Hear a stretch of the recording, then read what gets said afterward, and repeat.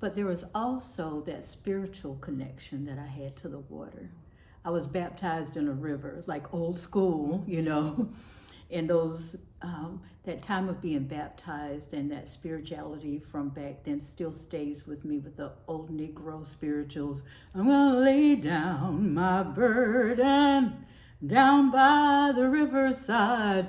But it wasn't until I became older and adult, I realized the meanings of those songs, that there are messages in there for the enslaved people, where to meet for freedom.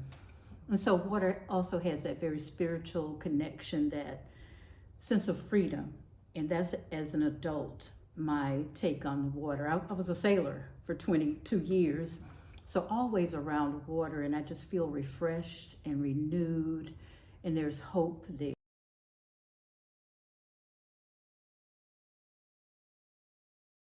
Making a comparison with Overtown's experience in Miami, I already stipulated I have not visited Overtown. On the other hand, you cannot have studied urban development in the American Sun Belt in the 20th century and not be aware of what happened in Overtown.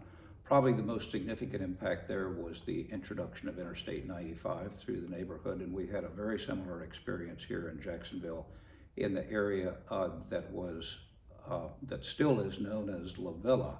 But La Villa was connected to the historically African American neighborhoods that are now associated with Northwest Jacksonville, the Durkeeville area in particular. And Durkeeville is another area that was partially divided and saw a lot of displacement and division because of the interstate. One comparison that you can make about rivers and about the impact of infrastructure like an interstate highway is that a river and limited access highway, like an American interstate, are similar in that they both divide and they connect society. When you think about an interstate highway, it's just like a river in that you can only cross it at certain specific points. You can only cross an interstate at an overpass or an underpass, a grade separation, like a bridge. You can only cross a river under similar circumstances. Unlike a river, an interstate cannot be navigated in anything other than vehicles, trucks, buses, automobiles, traveling in the flow. So the interstate is kind of an artificial barrier in that sense, but it has very much the same impact on the life of an established community. I think the show relates in a way, like if I had to put it in a word, I would say it's just familiar. It's not foreign. When I look at the paintings, it's not foreign to me. Like everything is familiar. Everything feels like family. Everything feels like kinship. The neighborhood, the emotions in people's faces.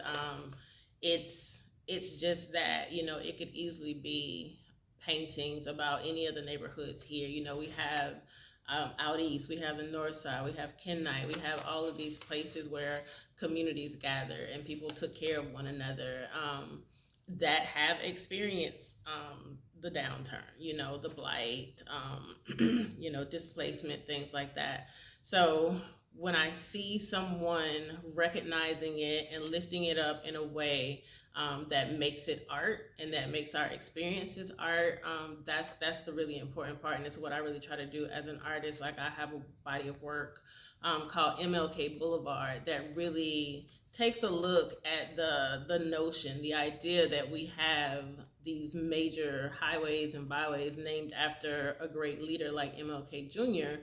But if you dig down and you drive through those neighborhoods, a lot of the time you will see where the neighborhoods have been left behind and where there hasn't been a lot of investment and things like that. And again, it's that duality that comes up, the promise and the pause.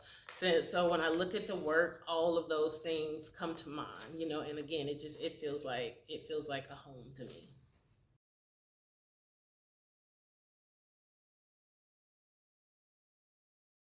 My one word for this show would be wave. And I know that's probably a little cliche since the body of work is about water, but when I first saw the show, I had a wave of emotions. And so I think that's a great word to embody the whole work as a whole. And I think that people here will really love it. It's different from any show that I've seen in Jacksonville. So I'm excited about that.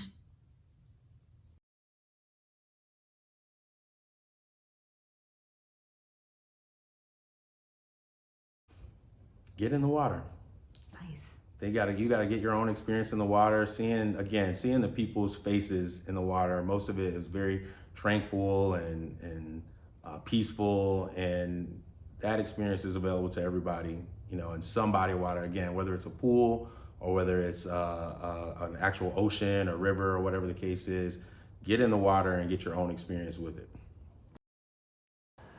Besides the safety factor, water has been a part of human life since the beginning. The story of Moses. His mom saved his life. She put him in a basket and she put him out to float so that they wouldn't kill him, because they were killing all the baby boys. She took it upon herself to save her child by putting him in the water. She didn't think about maybe the basket might sink and her child would drown. She thought about it would float and somebody would find him. And they did. And he was raised by the Pharaoh. If people would think, now I won't say logically, because too many people don't think logically, but for those of us that do think logically, I would rather my child be in a safe environment, and I know that my child is safe, whether it's with me or with somebody else. That would be my first thought. And in an area where water is everywhere, and I don't want my child to be a victim because children like water. Handicapped children, especially autistic children, are drawn to water. I have no idea why, but I do know that they are drawn to water because I have taught some autistic children. I have taught some adults that had mental problems, physical problems, muscular problems. And water is very relaxing to them. And just to be able to say, I can get in the water, I can do this. And they have that feeling that they have had this accomplishment. That means that they're out of the area where they're familiar with the water, but they're in another area where there's water. They still got that feeling inside, so they're gonna get in the water. And it's just a normal reaction. I think that the exhibit is so visually powerful, and it is so centered on water.